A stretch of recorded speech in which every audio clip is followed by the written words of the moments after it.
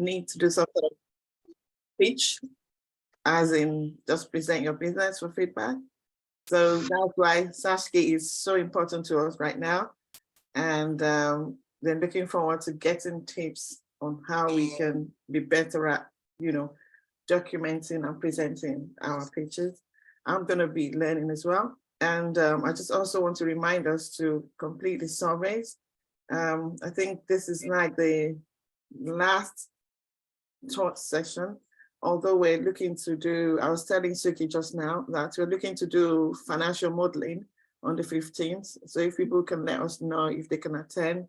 The gentleman has got an app as well that we can use to do our financial modeling and put all the figures in, and he would demonstrate that. He's told me he needs like 2 hours. I'm like, what? But this will be pretty much you going through your figures. What are your revenue pipelines? How much you want to price it and what are you expecting to get? So I think it's very important if we can make it. Do let Angelica know, and then we can book that session in.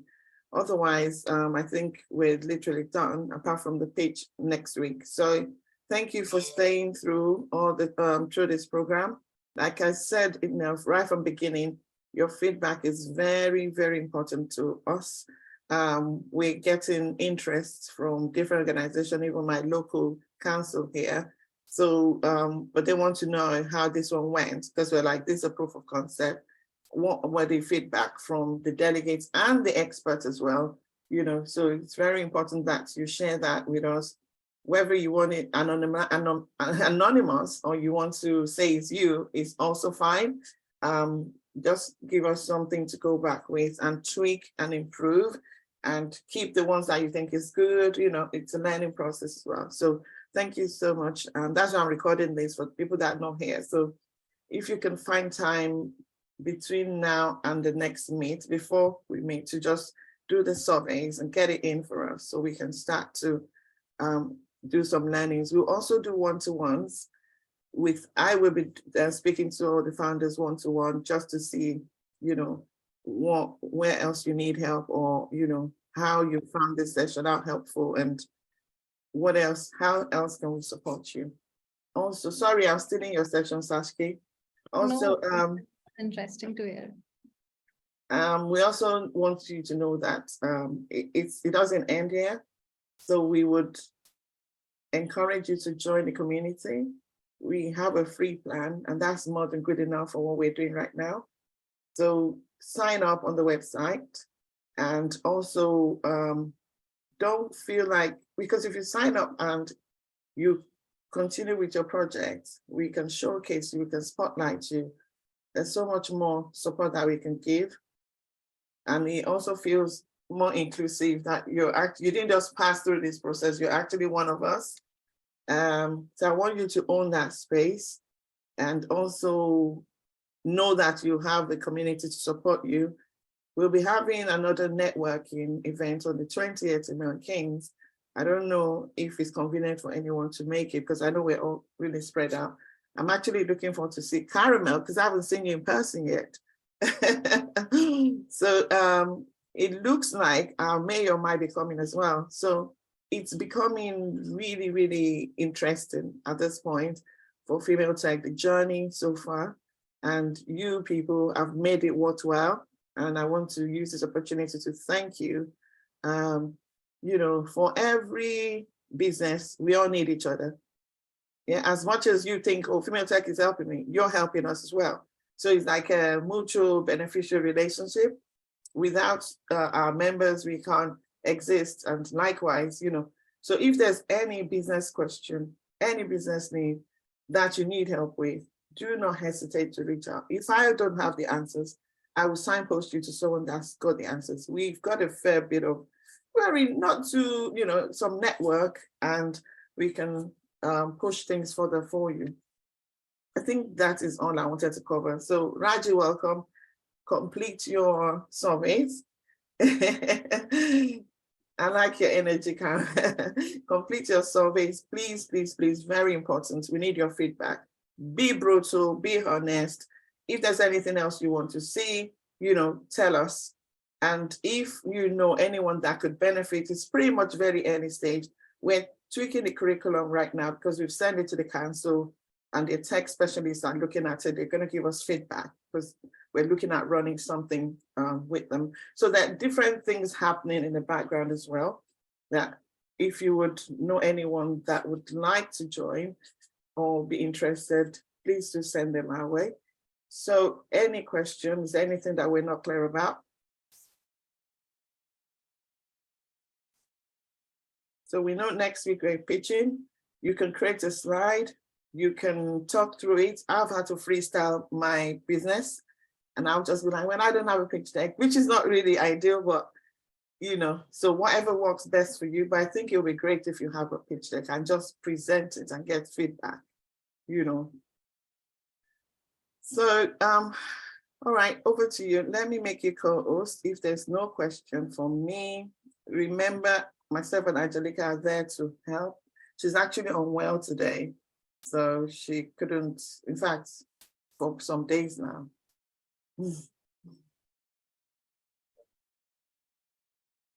Okay. Yeah, so shall I begin? Yes, over to you. Hi, everyone. Hi, Suki. How are you? Hi, everyone else. So I'll just share my screen with you and let me know when you can see my screen.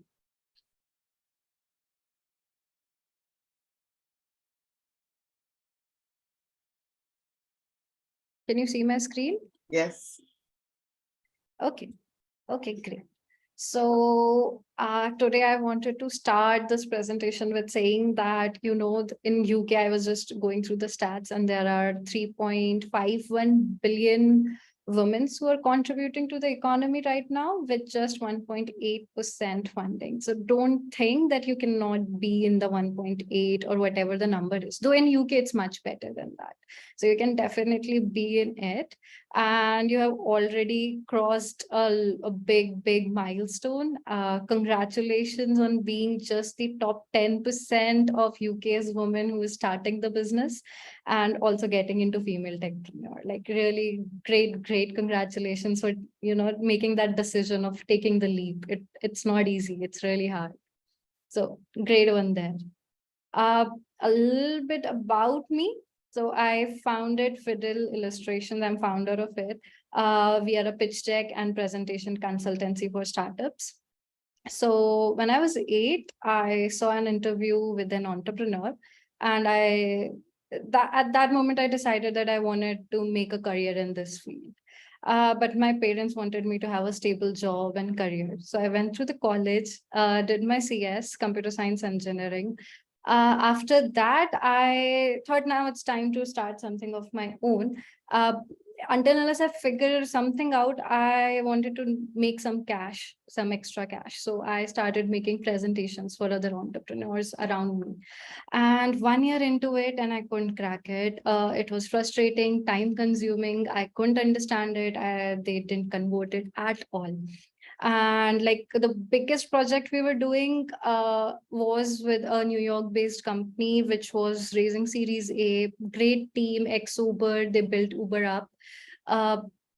uh, but in during that project, everything went out. We could not crack it. We could not. Uh, no investors gave them the meeting. They had great revenue. Even they were growing really well. So we were about to give up. Me and my friend Prakhar, we both were working on this project, and we were like, you know, this is not working out. But the founder was really nice. He called us in the meetings with the investors. So we went there, and once we started getting the feedback of investors on the pitch, we realized that the problem is not with us. It's the limited access to the information which people with that network only have.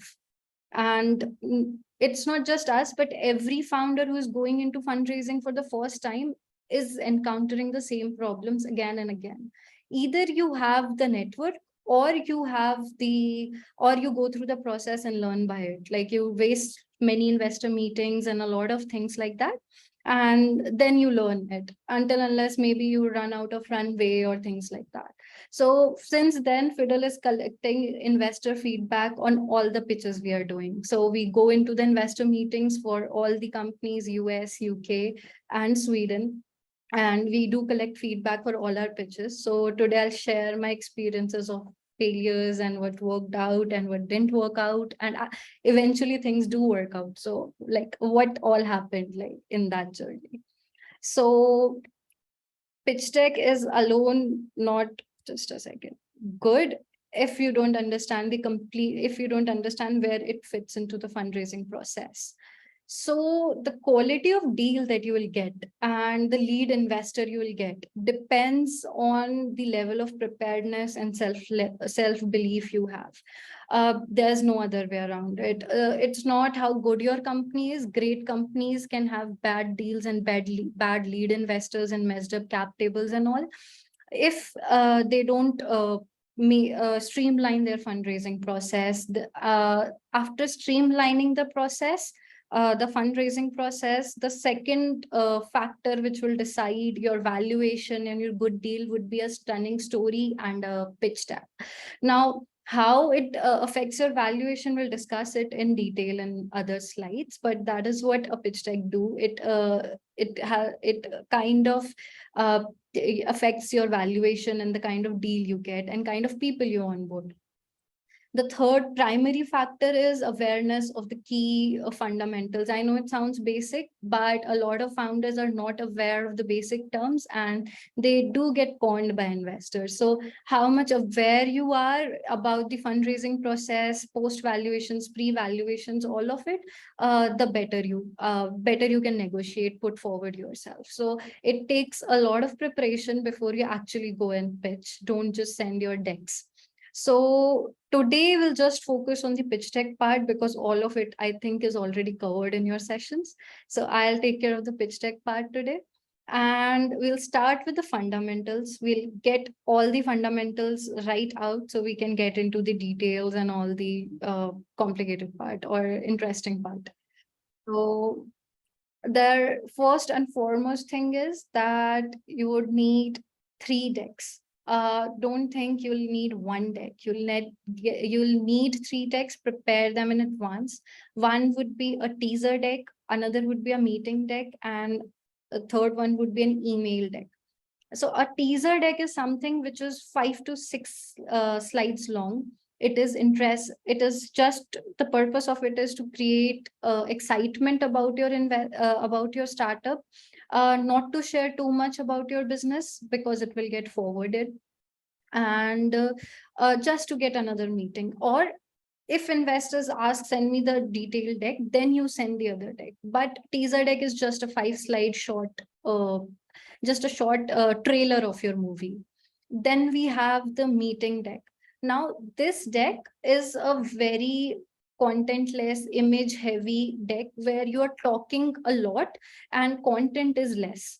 So people can hear you and visuals that can support your words, and you don't write what you say.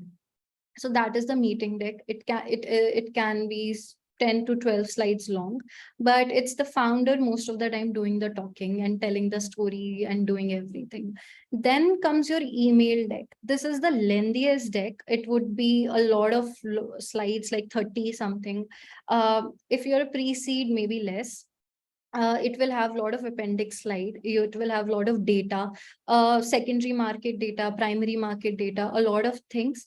Understand that this deck is not just for the investor, but for the due diligence team. So if an investor has gone through your teaser deck, you have a meeting, and again, they're asking for an email deck to you. Then they are interested and it will be forwarded to the due diligence team. So there your financials, your market size, all of it comes into play. So make sure they're good, they're in place, and they're easy to read and track. So, and also the people who will be doing the due diligence of your startup, they might have not been in the meeting with you. So they won't have heard your story. So you have to make it descriptive. If this deck is wordy, it's fine, no problem. People should be able to understand by themselves after reading what's there in this deck. So these are 3 decks you need to prepare first on brand. Then another very important point is there are many tools to share your deck, but PDF still works the best. Share your decks in the PDF format for 3 main reasons. They're easy to open without internet connection during the flights. Most of the VCs or investors review a lot of decks during the flights. You are entering into an echo chamber, means whatever you'll do will get heard by other investors. It's a small community, a lot of people talk.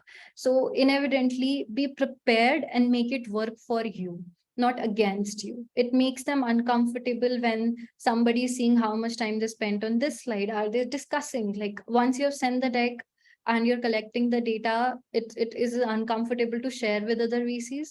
And also it's uncomfortable to stay long on a slide because they're tracking the time. So make sure that you send files in PDF formats. They're easy to use.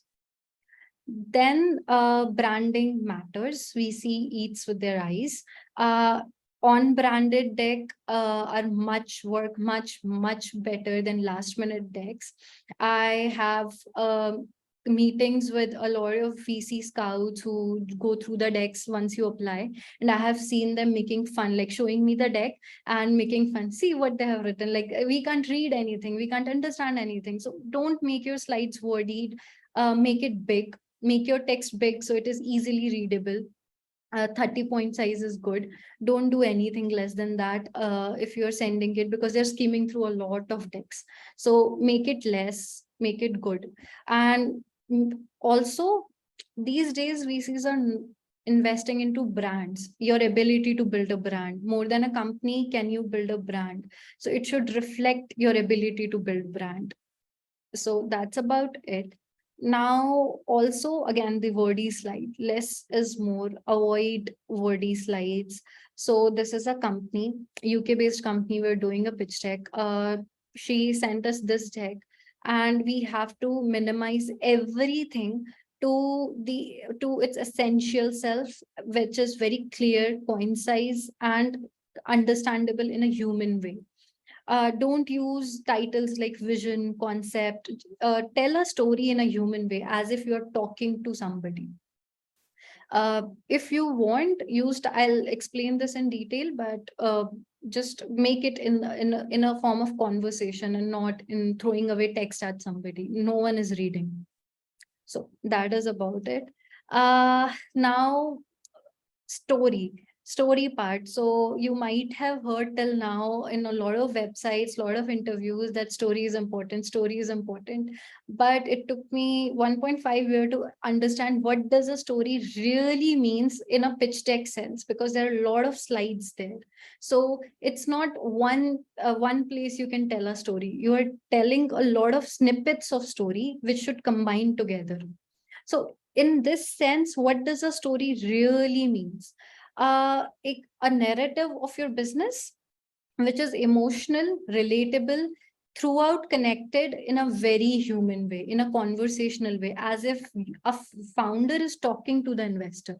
So first, they don't know you, they don't know your customers, they won't understand the problem you are solving, and until unless it feels in the heart like this is a big pain or a problem, they won't understand why it will become a big business. So make it emotionally. People connect with emotions, so try and make it emotional, as much as emotional you can make, and try to make them understand the pains of your customers, not the product, the technicalities. That comes second. Stay on the emotional level. If they're interested, they'll dig into the technicalities and products after it. So take care of that.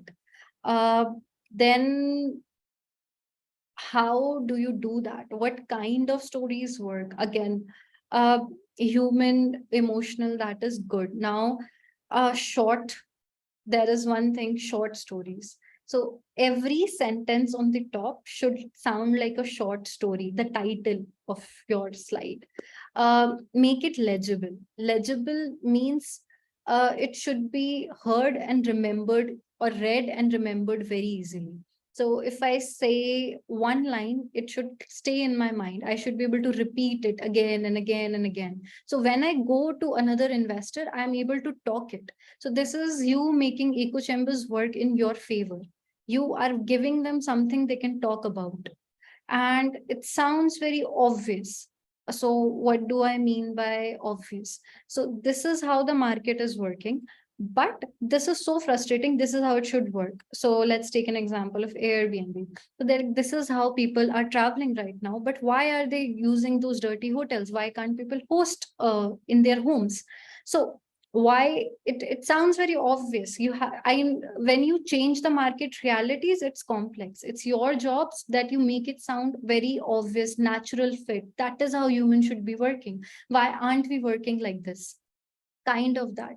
So if you are able to distill your idea, your business introduction in such a way that it is very easily talkable, shareable, and it sounds obvious, logical, basically logical, then people can justify it. Once their heart is in, then we take care of the brain part, and then we give them right logic, right stories, and right words to share with other people.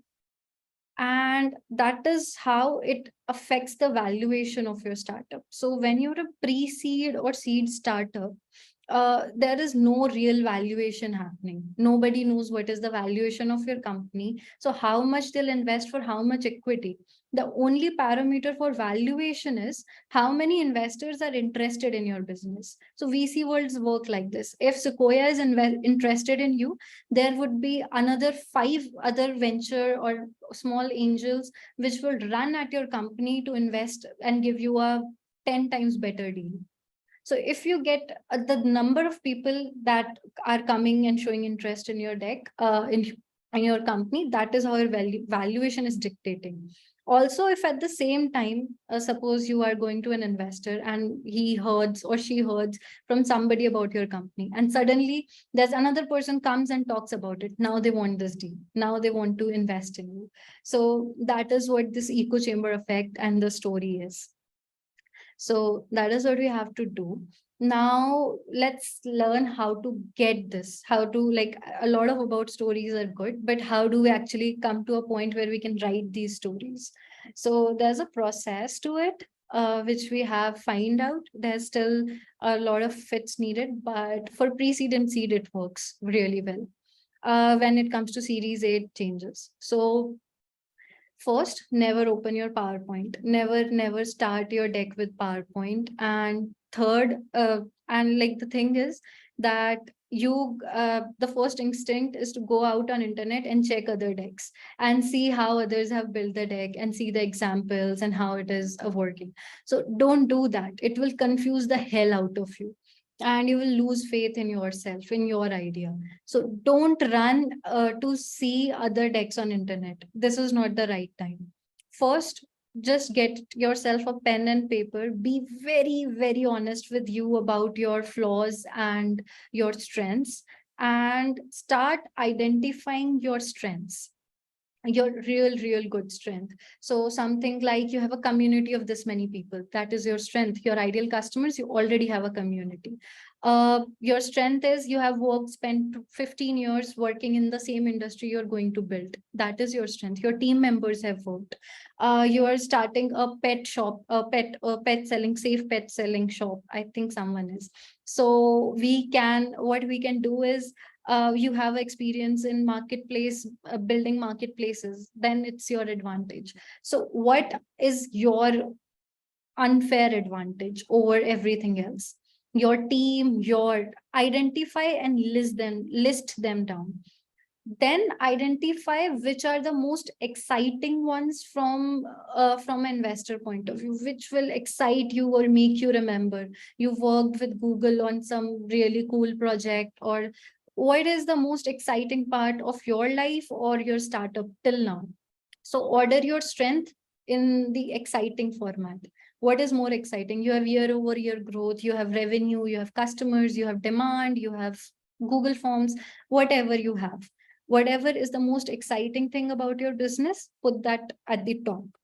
Now, once we have identified your unfair advantage and the exciting things and what will support you build this business in this market into $1 billion company, a big company, then you start with the basic blocks. You start filling the basic blocks of 12 basic blocks, which you'll need. We'll discuss them in detail, but uh, these are cover slide, your team, your problem, solution, product, traction, market size, business model, projections, go to market strategy, use of funds, and ask.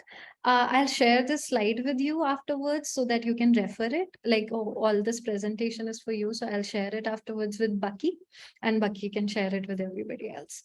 So don't worry about it. So once you've identified your strengths and you have figured out what content you want to put in these blocks, then we'll start a narration, a cycle of narration based on your strengths. So we'll start arranging everything based on your strengths. So if your strength lies in your team, we'll put team first. If your strength is in traction, we'll put traction first. If your strength is your market size, we'll put market size.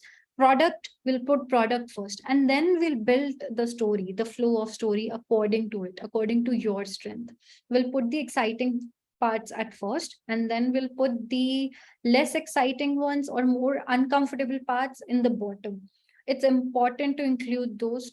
Don't try to exclude uncomfortable parts or things which you're not so sure about or you feel is not good enough. Eventually, if somebody is interested in your business, they'll find out. Find a way to counter it. Find a way to be prepared for questions, but don't hide it.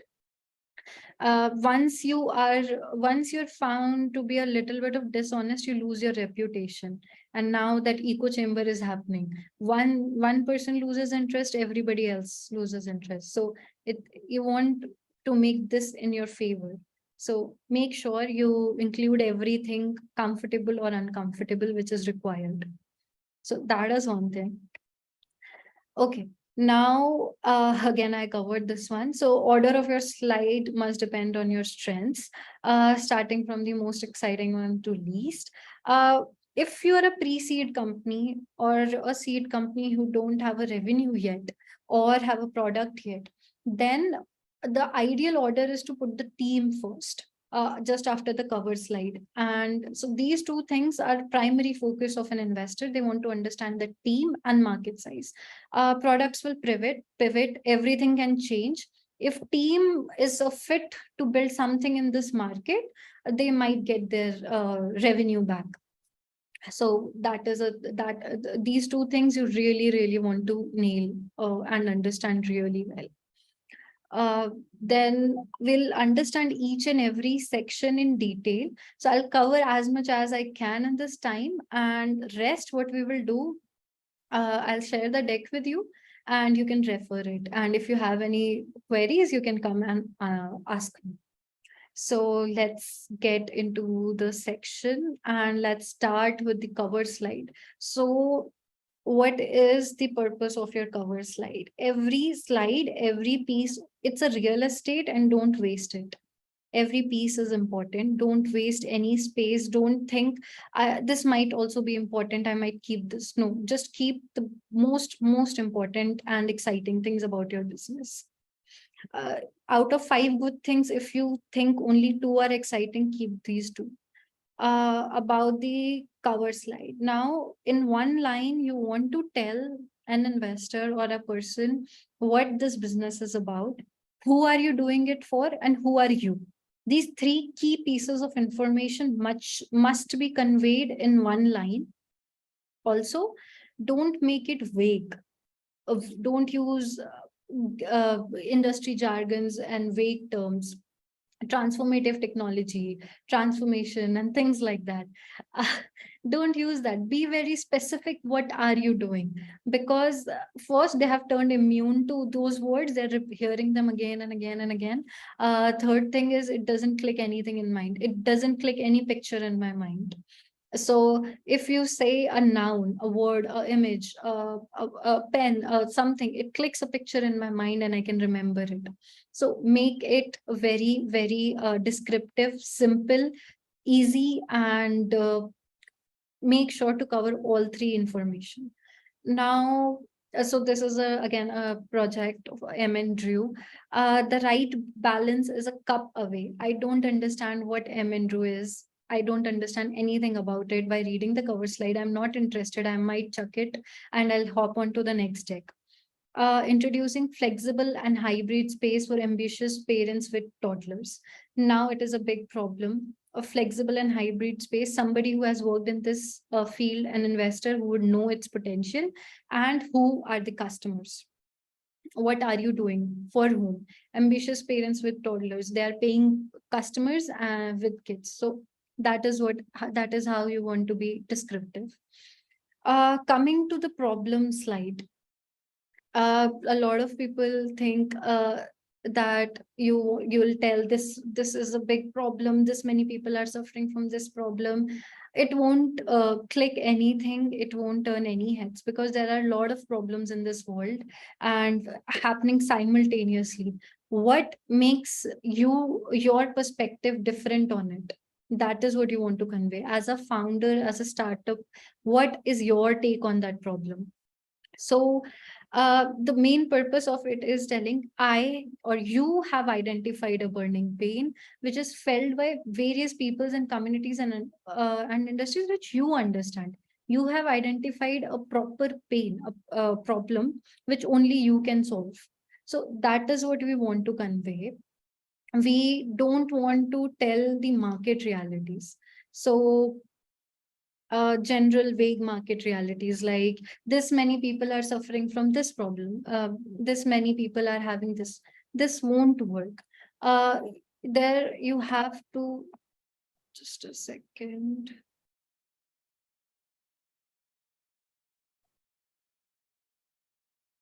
Okay, so here's the example. So here you have to be able to just give me a second. Yeah. So when you are telling about the problems statement, combine it with something that supports that truth. So only 6% of the registered investment advisors have access to crypto assets for their clients.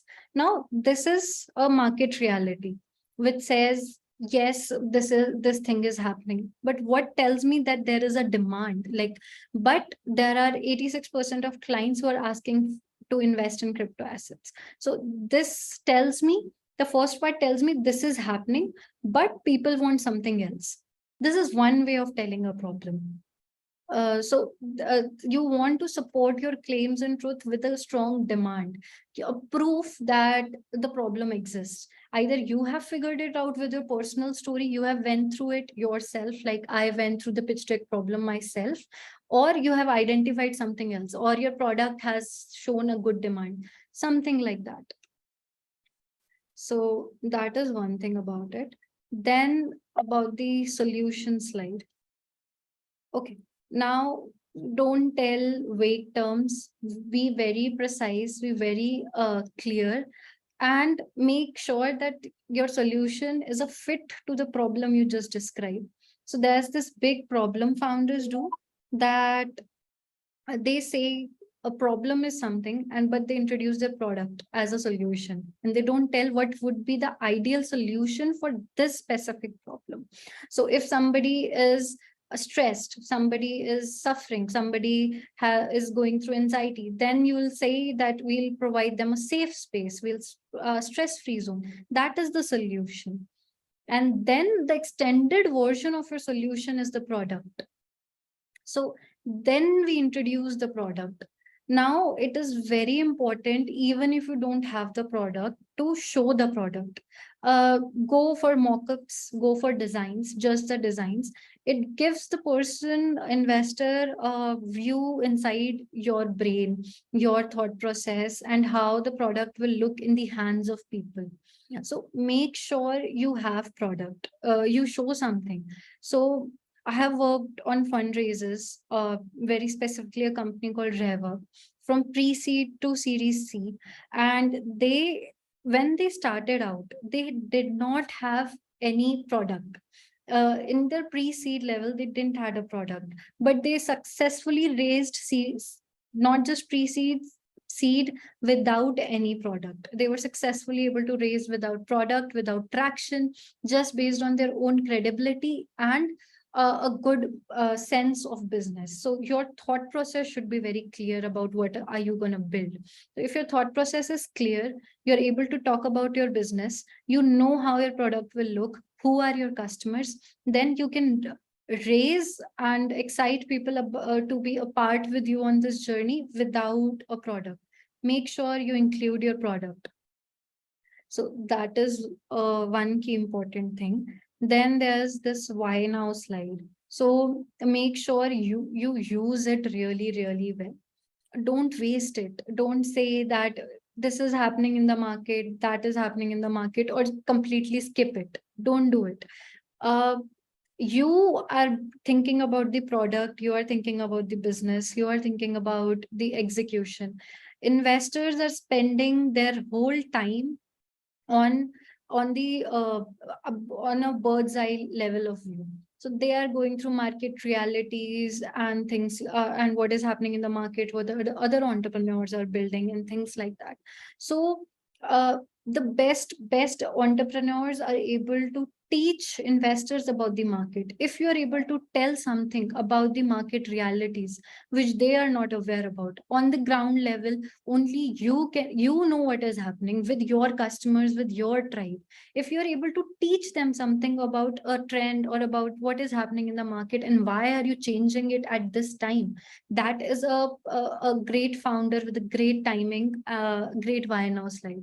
So again, this slide can be a differentiator for you from rest of the startups and businesses who will ignore this slide or are not prepared. It's not their fault. They just don't know that this is needed.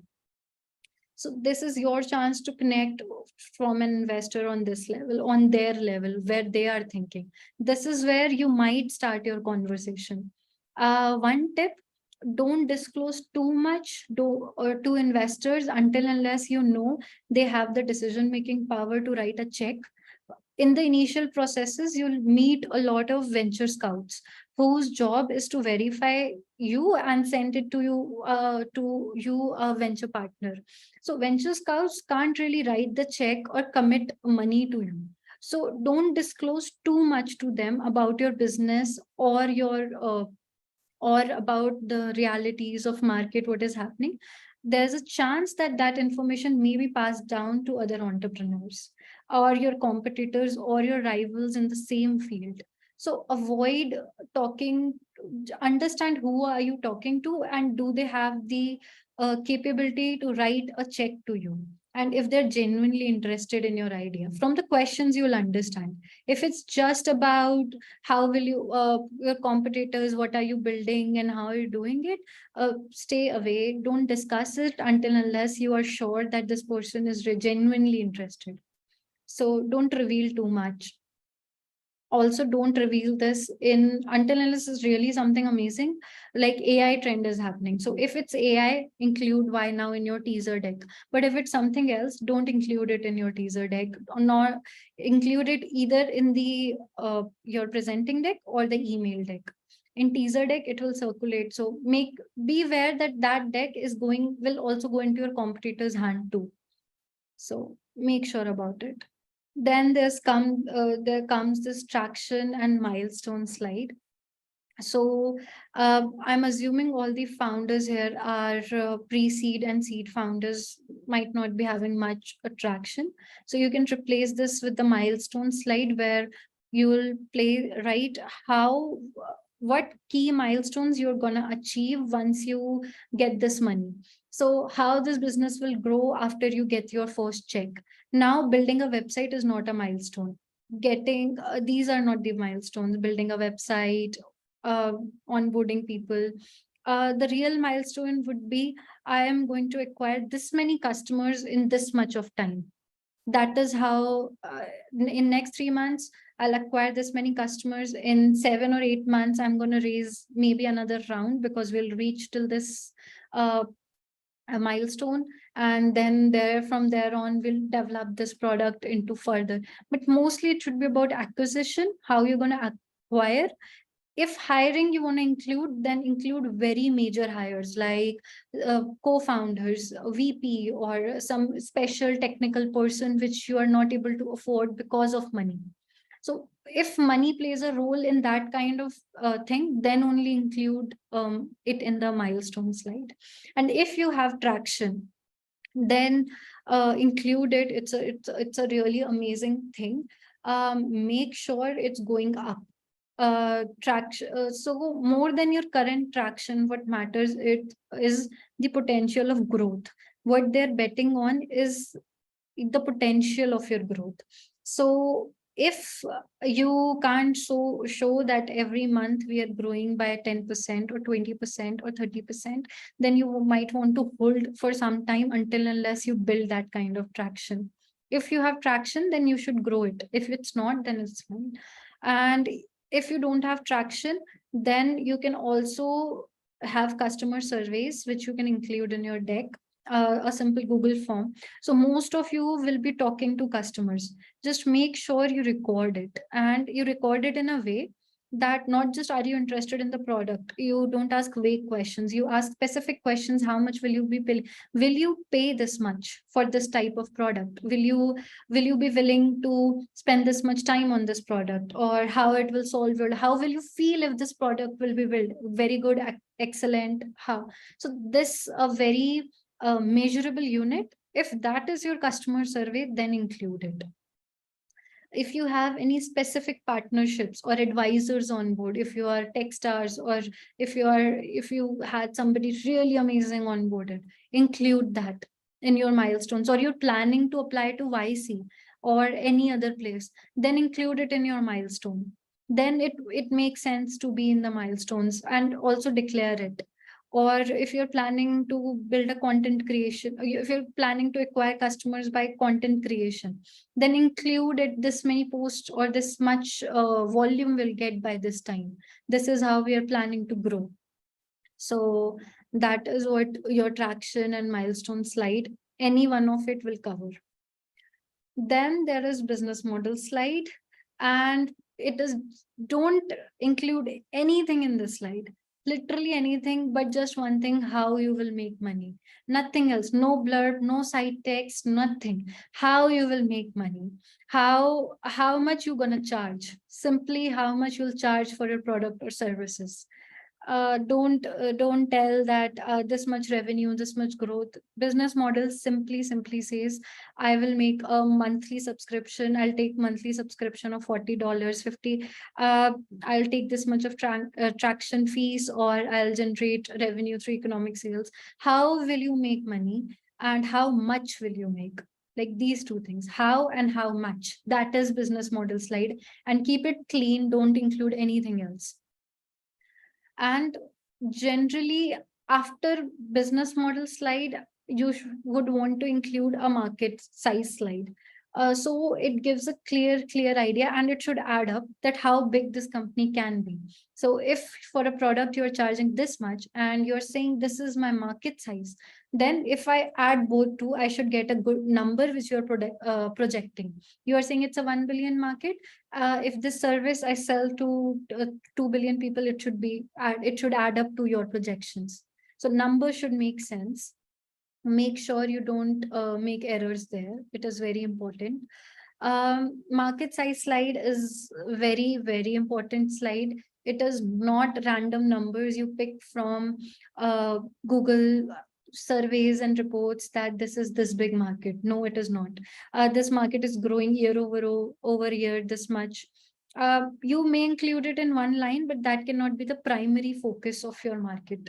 Your market size, the most acceptable form of calculating market size is bottoms up approach, where you tell how much opportunities are available and how much you can make from it. So suppose there are 1 million people you are saying are available, and I can make I'll charge $10 for my service. So there your market size is 10 million.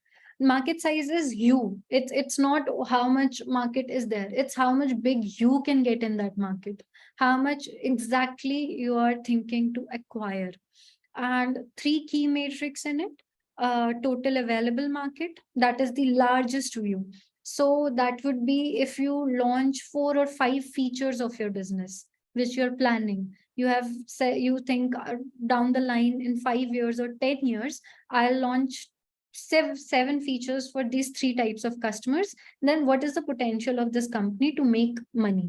So if it's a EV company, let's say it's an electric vehicle company that is making electric vehicles for uh, which is renting electric vehicles. Now in future they can also use the batteries which they're using in the vehicles to sell those batteries. Now that is an additional revenue stream. Now that is their TAM. If they are saying we'll buy those and store energy in it, that is another. We'll build charging stations, then that is third revenue stream. That is your TAM. How many things you can do and how much revenue you can make with those things.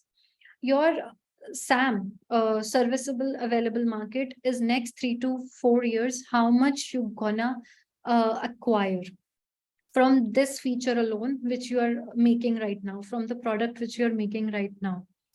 And your SOM, your available market right now, that is how much you will acquire right now in next 1 to 2 years. That has to be very precise. Or if you have revenue in next one of let's say 6 months, make sure whatever you're projecting makes sense with your till now projections. They shouldn't collide with each other. So make sure it is making sense, and don't make projections, don't make claims which you don't have right now. Also, in the process, while you're raising, it will take you almost 7 to 8 months, or if you're really efficient and good, maybe 3 to 4 months. In that time period, you want to make sure nothing goes wrong with your revenue, with your forecast, because as a founder you will be busy in meetings, understanding key terms, term sheets, meetings, and all of it. So at that time, there's a huge chance that your business might take a dip. And in that movement, if your revenues fall, it takes a very bad impression that this company is not, and your deal might fall off. So you want to already make arrangements that whatever you are claiming makes sense, and it continues in those 4 to 5 periods in which 4 to 5 months in which you're going to go for your fundraise. So make sure these things happen. We have seen this happening, that the deal is about to get closed. There's a slight dip in the market and the deal is gone, or the investor is gone. And once a good investor, lead investor pull out, a lot of other people start pulling out. It starts in that circle. So make sure you're prepared for that too as well. So that is one thing. How much time do we have, or I have exceeded it? Okay, we still got some You're time. still good to go. Yeah. Yeah, okay. So this is your go-to market slide, very important slide. One exception to wordy slide. Less is more. You can make this wordy, you can fill this slide. This is important. This is how you're gonna acquire customers, exact strategy. And it has to be a mix of two things. One is a tactic, and second is the strategy. So tactic would be how will you get those customers? How you will say, I'll build a community or I'll put ads. But the strategy is why it will work. What is your advantage in that? Why it will work for you and not for your competitors? Why is what have you figured out about these strategies, about these markets, that will work? And make sure to understand that are these strategies cost effective, are the unit economic positive? So if you are saying that I'll charge $40, but you are saying in your tactic that I'll spend $50 or $70 to acquire a customer, you may do it for 1 or 2 years and you may be able to justify it, be prepared for it, or you are being going cost effective from the day one. So think about these two perspectives. How are you planning your go to market strategy? Are you going to acquire customers on the cost of profit and you will remain in that dip? We call it Silicon Valley of death. So in that period, a lot of startups die. So make sure to, all investors are very wary of it. They all are aware of it. So make sure to be prepared to answer those questions and include those things in your go to market slide. So that is another thing about your go to market slide. You take care of your tactics, how you will, and also make sure you have studied your competitors, primary competitors, to understand what they are doing, and you have some advantage there. You're not easily, your strategies or your tactics are not easily gone there. So take care of this part. Then there is your competition slide. Now, don't put random people's name there, or don't put too big competition or too small competition, or don't say you don't have competition. All three things are not good. I cannot show you an example of these slides because of copyrights and all of it. So I'll just tell you about it. So first, this is a opportunity to position your company. So competition slide is where do you fit in this market? So there are these many players, subsets, and sub markets, and how and where do you fit in this market? So this is your competition slide. Now, how are you better than your competition? So I prefer the grid format most of the time for competition slide, where in vertical columns you can tell these are my competitions, and in horizontal columns you can tell these are the things I'm better than them. Now, don't include features, too many features into your competitive advantage. Alone features cannot be a competitive advantage. So make sure there are some other benefits which you give to your customers, or leverage which is your advantage.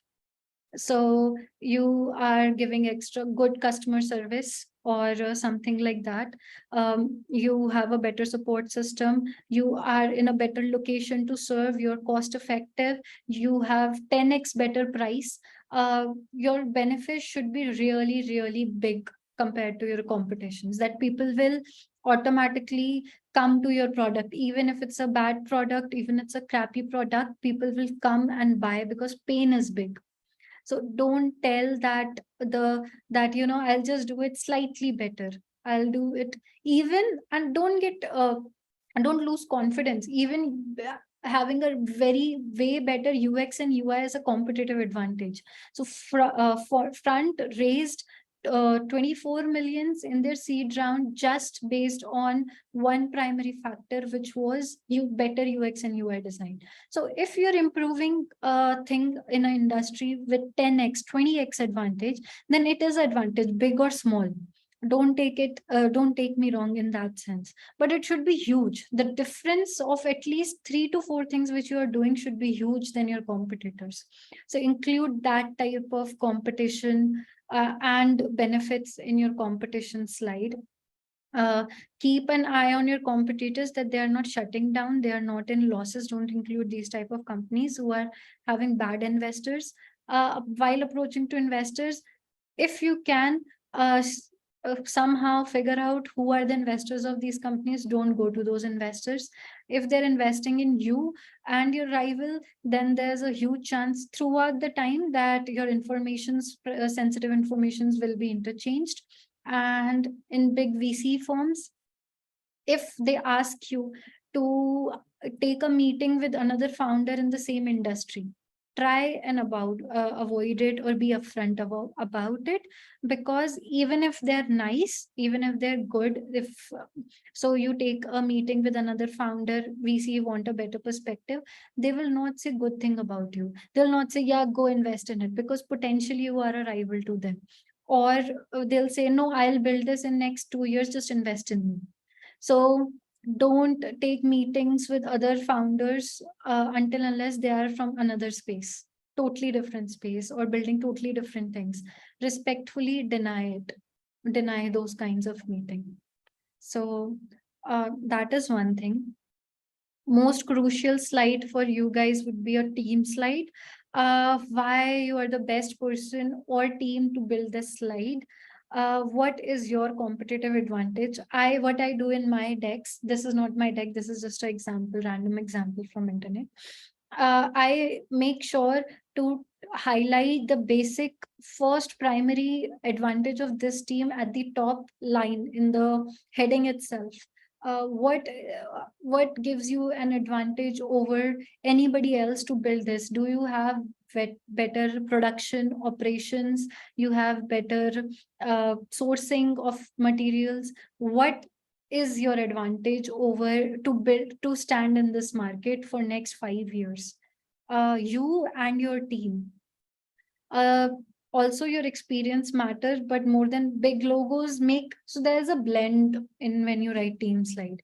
So first are big logos, you have worked in X companies, that makes your, or you are from Harvard, Stanford, all of these, your team members are from there, so that makes you a safe bet, that makes you a safe bet. But that there are too many of them, first. Second, that doesn't make you stand out or qualified to solve this problem. So you want to make sure that there is something very different and unique about you. So you have worked on a side project which has worked out really well, you have built some traction of your own, you have given, you have your own following, you have given some speeches on this particular topic, you have patent, you have contacts with scientists, researchers, or you have already, what is your competitive, what is your unique unique thing about you, really unique thing about you. You have gone through depression, like this is also an advantage, that you have gone through a long term depression if you're building a mental health app, or you're, if you're building an health tech, you're building something in health, you have gone through something, or your closed one has gone through something, now that qualifies you to understand the pain of your customer very differently than anybody else. So what qualifies you and your team differently to solve this problem, plus what makes you a safe bet.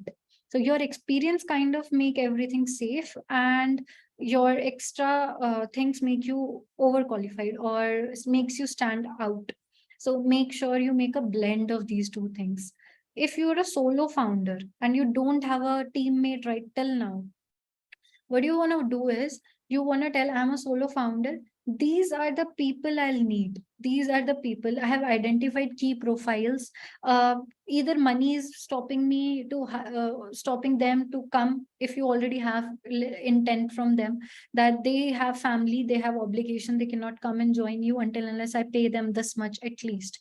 So that could be a thing, I have identified my team. Or I need this people with this profile. I know what I need. I know what I'm building. Once I get onto it, this is what. So your investors might even help you find those people. So even angel investors, they are very play active role in helping. Some angel investors help building your team. They are well connected into the industry, so they can help you find your team members. Be open and be blunt about it. If you don't have team members, don't shy away from it. Tell them upfront that this is what I'm going to need, and I know it, I'm going to need it, and I figured out these options. I am going to hire from this place or this my own community. EdTech startup, White Hat Junior, a very big company, in their pre-seed round raised a solo founder raised a ton of money, and in that deck he mentioned that he's gonna hire this team, and he remained a solo founder till the exit. So make sure that you're honest about it. If you don't have a team, but don't skip the team slide, they're betting on you. So as much as you can make it strong, that is what it'll take you through. So special focus on your team slide. Then there is financial slide, your projections slide, 2 to 5 years of projection. With female founders, especially, there's this thing that they are very conservative with their projections. So making upfront a point, don't worry about it, and think big, aim big, and talk big, include big numbers. You just should be able to justify it on an Excel. Everything is made up numbers if you're a pre-seed founder. There's no real thing, tangible thing, nobody knows what will happen.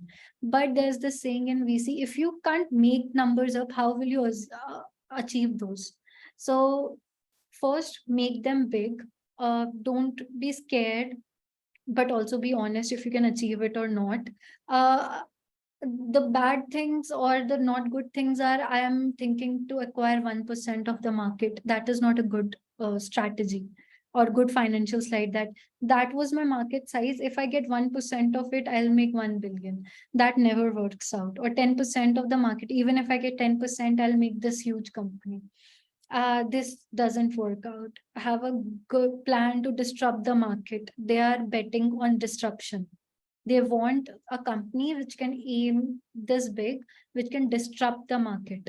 So if you're raising from venture capital, or a venture firm, if it's angel investors, they may invest if you say, till series A I'll reach this, and they know you can get good series A and they can get their own exit. You can get your pre-seed funded. If you can assure that till series A I'll get good investment. But if you are aiming long term, you IPO or exit kind of scenario, or you want big good lead investors to come in with contacts, good high profile contacts and things like that, then you want to go big. So there's this small trick to understand it. So assume you're going to a VC and they have just raised a fund of 100 billion. Okay. Now what they want, if they're investing in you, they are thinking if this particular company can return this entire fund or not. They want their most of the investments are not gonna be successful. So they are thinking in a way that if even one investment works out, can it return all of my LPs money? LPs are ones investing in the VCs. So can VCs return the LPs money, entire fund? In pre-seed, it won't matter much because you'll be raising from small investors, 250K checks. That is a bet, maybe. But still, with female founders, they're very conservative with numbers. Don't do it. Be really, really bold and ambitious about it. Have a good way to back it up. In investor conversations, people might ask you, grill you extra hard, that, what will you do if things go wrong? How will you do it? Just stand your ground and don't back off. Just say, I'm going to make this much big. Even if you can't, you have a logical progression. But if somebody asks you absurd questions about down the line 10 years, 15 years, that is absurd. Nobody has seen that much of future. Nobody asked that questions with any founders, male founders. So till 3 to 5 years, it's okay if you're discussing on it. But beyond 10 years, if somebody is grilling it, that investor is just wasting your time. Move away from there. Or somebody is grilling you too much. It doesn't make sense. So be bold about it. Honest in the sense, you should be able to, at least in some hypothetical way, justify it. Don't just, I don't know how. Don't be it. Your Excel should be able to work properly. Connect the Excel sheet with your financial slide. When you will send an email deck to the investor and their due diligence team, they will look at your Excels and your projections. So your Excel file should work well.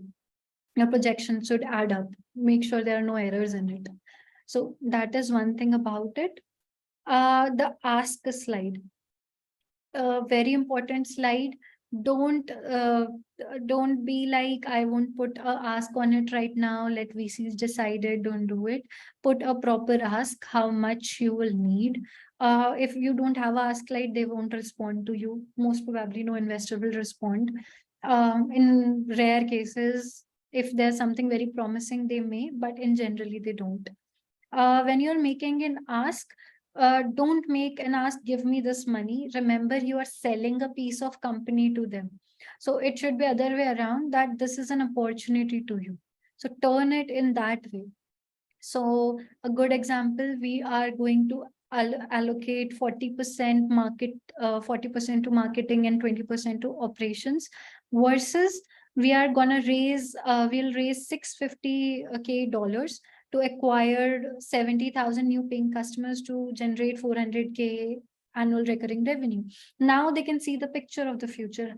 What will happen when all of this money will be spent? So if all of this money they're investing in you, if it is spent completely, what they'll get? That is what you want to show them. So your ask slide should be, this, if you don't invest in this, this is what you are missing out on. You're missing in next 7, 8, 1 year, 2 year, until unless I raise my series A, this much of ARR projected company.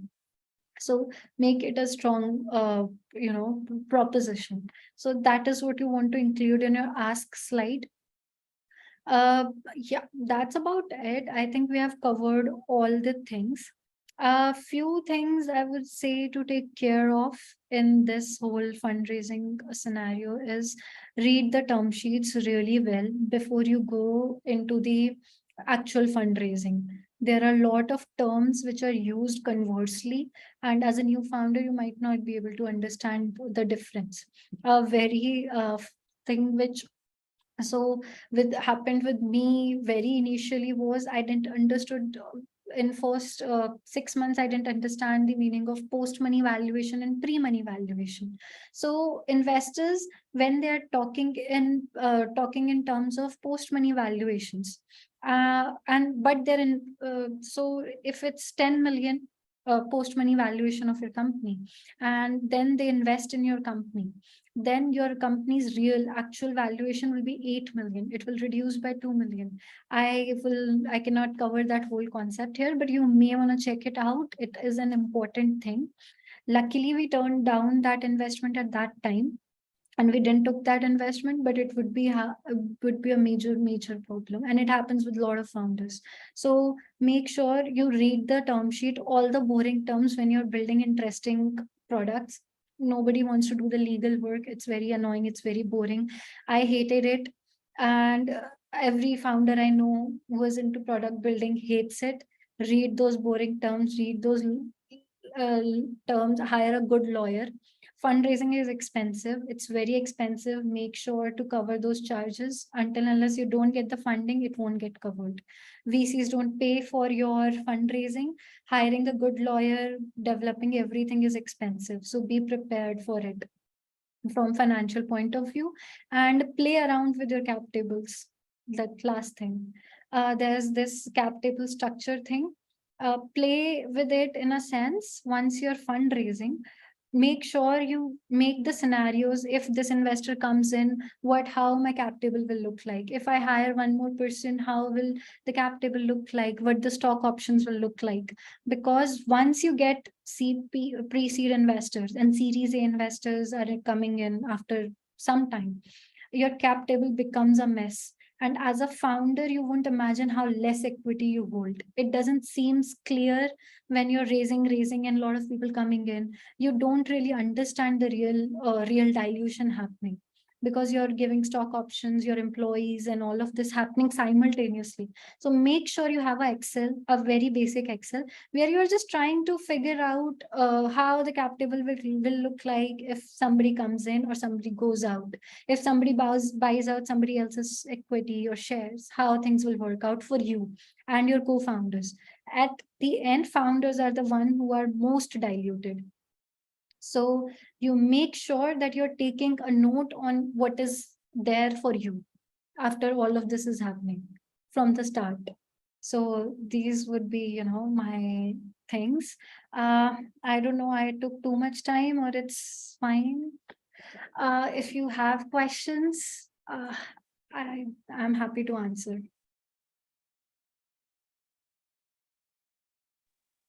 Wow. Well, not a question from me. I think this is really insightful. Thank you so much, Sakshi, for this. This is super helpful. And I don't have my deck ready anymore. Bucky, I know we're supposed to deck ready, but for this session, my deck is nowhere near ready. So I'm going to have to rework a lot of things based on what I've learned today. Thank you so much. It's great. I'm happy that it helped you. If you need any other review or custom feedback, I'll share my calendar just after this with Bucky, so you can schedule a quick meet with me so we can work on it. Sakshi, thank you again so much. You take some really complicated concepts and really distill them down and inspire along the way. Two questions. One, the point that you made right at the end, it was a word I'd not come across before. Captive or captival, when you said keep a basic Excel sheet about, you know, what your stock positions, etc. are, what was the word that you used?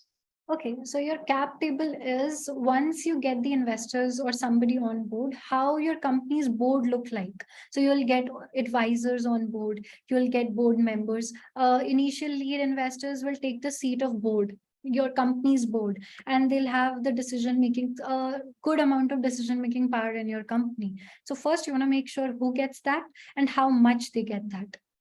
So your cap table basically tells this person, investor, if somebody is investing 250K for 10% equity of your company, they also get some of the decision making rights with it. 250K at 10% is standard. So that is, till then it is fine. It's an ideal scenario in our head. But once there is one more investor who suddenly comes in with another check and you diluted your 5% more, same valuation or another valuation start fluctuating. Now you gave away your 5% of the company. Now who gets what? Now you onboarded some other employee. Now that employee also took some stock options and your equity, like 5%, 10%. Now who gets what? Now what investor gets what do you get? When Series A comes in. So what Series A investors do? They buy out initial investor shares sometimes. So now who gets what? How much are you being diluted? And also you're releasing your company's stock options to those people also, your employees also. So how I'll say, so there's this one course, it's a very good course or a book about venture deals. You may want to go through that course. It covers all of it. It's a free course. It covers all of it. And you're really, really prepared before you actually go into the fundraising. They introduce you the term sheets and all of it. So a course, I'll share the link if you want, the Thank venture you. deal. Yeah, thank you. And then my main question was, from your experience, I think the thing that I'm struggling with at the moment, and you and I have already had a conversation about where I am with pre-seed with Maven, is raising is a full-time job. How on earth do I keep all of my other commitments going whilst committing to the raise? Any advice that you can give from your experience? First, be prepared, be extremely prepared, go through the courses, get your material ready. Second, what do I mean by streamlining the process? Time it. First of all, put a time on it, which means I'm going to raise for 3 months, 4 months, and after that, my round is closing. Put a pressure on investors after some time that don't drag it endlessly. Yeah. There should be a time period till when you are raising the funding. First, that is the fear of missing out. If you don't invest now, this round is going to close. But to be able to build that momentum, what you have to do is, before you actually announce I'm going to raise funding, you're going to go to investor communities meetings, build your relationships with investors. You already have a surety of 1 or 2 people who have become your good friend, who are interested. Once you open your round, they will invest. Once you have that kind of a surety, then open your round. Give them some extra benefits if needed. Give them some pre-discounted stock options or things like that. But make sure that is happening. First, make sure all your profiles updated. There is real buzz about Maven and you. Even if there's not a product, there's one web page live, and there's a lot of buzz. You are updated on. So some media pages, if possible, have covered you. You're part of Female Techpreneur. You're part of some great communities. People are talking about you, at least. You are talking to people. People are talking about you, not about Maven, but about you. So there is some buzz. You have good relationships, and you can build it slowly. So for first 3 months, you're just building investor relationships. You're doing meetings with VC scouts, not VC partners. So you're doing your meetings with scouts and people like those, and you're putting a word around that I exist and this is my amazing profile. Go check your LinkedIn is updated. You're very active on Twitter and all of these things happening. Once you have that kind of momentum, then you go and start taking investor meetings. Your calendar is very well planned. You take 2 weeks off from your regular work and you just do investor meetings on and on and on. Don't stop. Just keep doing the meetings. Keep everything. Thank you so much. And you said this to me last time. It's about that FOMO bit that I've got to capture. Thank you. You're welcome. Okay. Hi, Sakshi. Sorry, just going to jump in. Firstly, thank you very much for this presentation. I know everyone really said this, but I'm just going to echo this and say it's really, really, really, really, really helpful. So thank you so much. Really appreciate it. I think my just quick question was, when you were talking about the TAM, SAM, and SOM, would we have to really delve a bit deeper into what those client profiles are like or avatars are like in any of these pitch decks? Is that something that would be of interest to investors or Not in the main presenting deck, portfolios matter, but the profiles matter. But assume you're telling a story in your problem slide. Okay. Now there you are telling a story. So you'll say that this person goes through anxiety, goes through this problem because of this. So there your persona, you're defining your persona not in an individual slide, but throughout the deck. Who will Okay. need your and when you're sending the email deck, if necessary, in the appendix, so you can build a big appendix section Mhm. where you can include those slides. So if somebody wants to open it, it's there. You know about it. You're very clear about it, but don't include it in the deck. Okay, got you. Thank you very much. Yeah. Again, one more point. Once you go through the investor meetings and there are some questions thrown at you and you're learning along the way in your journey, make sure Mhm. whatever question you encounter, you have a slide next time ready to answer that question in your appendix or somewhere. So Yeah. you have a slide to answer those questions. Okay. Yeah. Great. Thank you. Welcome. I think we have a question in the chat box from Caramel, Okay. one- I'm sorry. I from was not. someone who is at pre-stage, pre-seed. What do you recommend? Pre-seed, what do you recommend? Present a pitch deck next week, just a teaser deck? No, where are you presenting? If it's a demo day kind of situation where the large audience, go with the full on deck. Teaser deck is for emails or a very short conversation, a blur when you're sending a message on LinkedIn or on Twitter, when you're doing that short reach out, you just want to drop in a deck.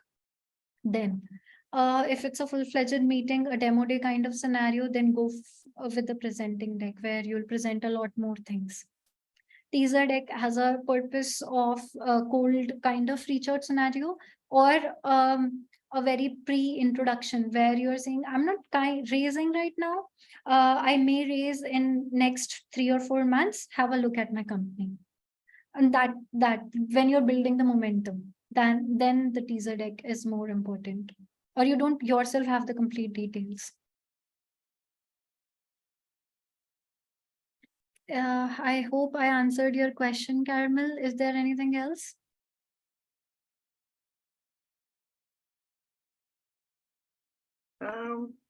Any other question? Okay, I think Raji, I answered your question, or you have one more question?